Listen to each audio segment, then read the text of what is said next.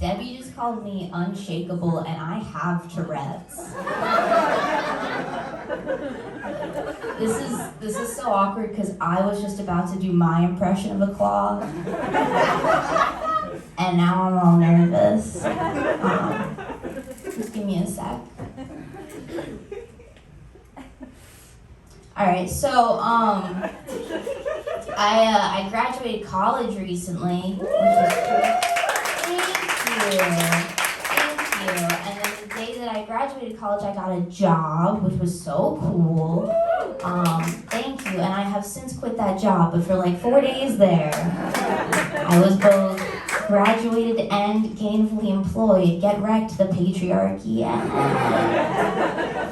I was working as a nanny. The patriarchy was so mad. I quit my job as a nanny, not because I didn't like the baby. The baby was cool. I just didn't anticipate having to deal with certain aspects of the job, like some hours and responsibilities and the mom. I didn't like the mom. Both of the parents were a little bit much for me, to be honest, because they're like hardcore millennial liberals, which means the way that they express their political views is with interior decoration.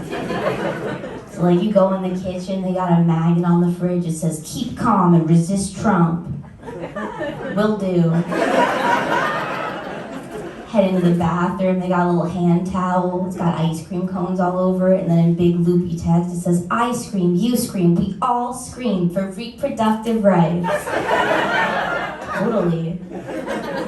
Head into the living room, the mom cornered you. She says, "You're actually my second lesbian nanny." Awesome. I usually go by Mary, but second lesbian nanny works great too. And that is like a weird thing for her to say to me on my first day of work, probably.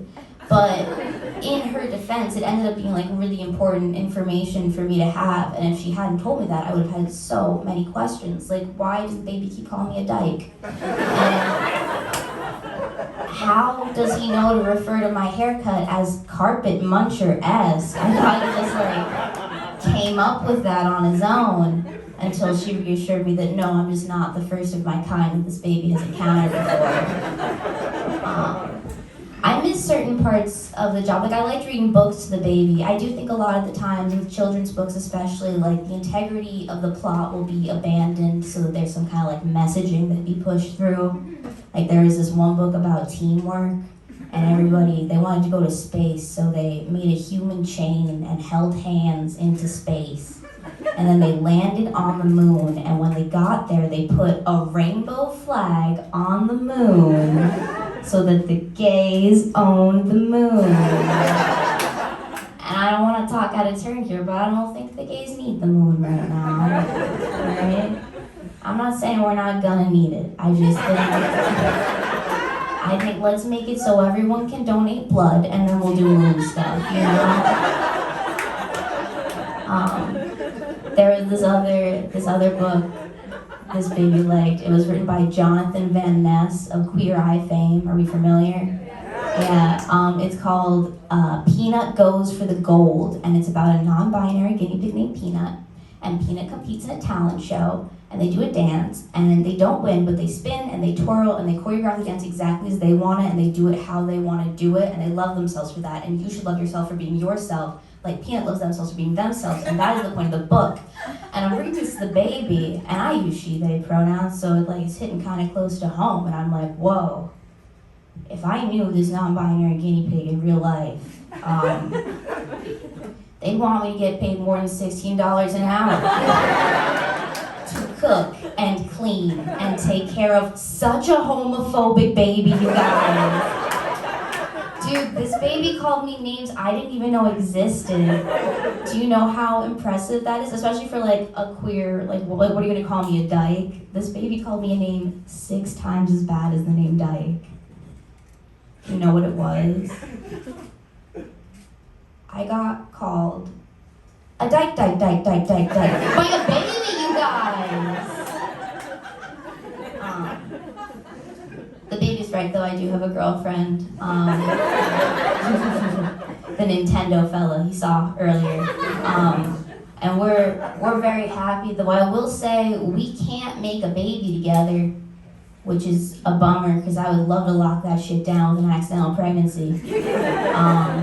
But we can't make a baby. But if we could make a baby that was biologically both of ours, I'll tell you what, that baby would be so cute and so charming and so witty, and there would be like a deep sadness about it.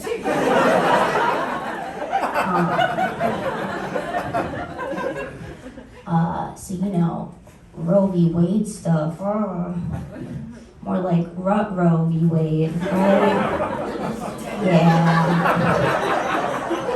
Yeah.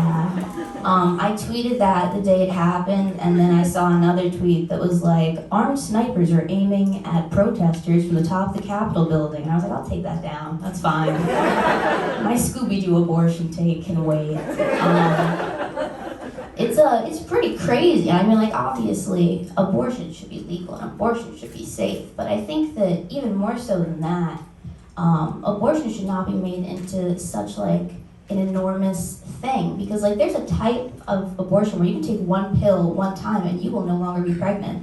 And I'm not talking about like Plan B, like just one pill one time, no more pregnancy. Anything that can be fixed with one pill one time is not that big of a deal. Hear me out, okay? This guy, like, I lost him immediately. Okay. You're here, but you won't make eye contact. Listen. It's not that big a deal, because listen, if you had a friend who was like, I have depression, and then he took a Prozac, and he was like, I am no longer depressed, you'd be like, that's fake depression.